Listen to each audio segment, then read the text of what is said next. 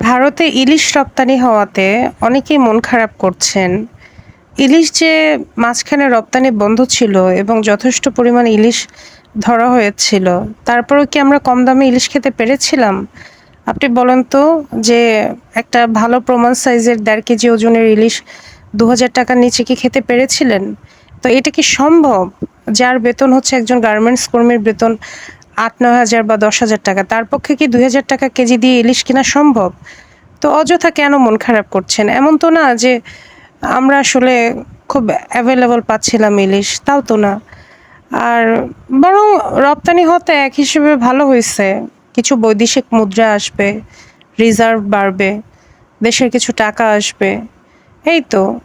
এত সিস্টেমের ব্যাঘাত ঘটছে এখন এরকম একটা বিষয় নিয়ে আর কথা বলে আসলে আর কোনো লাভ নাই। আমি কিন্তু কয়দিন আগেই বলেছিলাম যে রপ্তানি করলে সেটা ভালো হবে এবং আমার কেন জানি মন বলতেছিল যে বাংলাদেশ এই সিদ্ধান্ত থেকে সরে আসবে। আপনি যত যাই বলেন না কেন, বন্ধুদের যদি শক্তিশালী হয় আপনি কখনোই সেখানে হচ্ছে ন্যায্যতার হিসাব ফলাতে যেতে পারবেন না।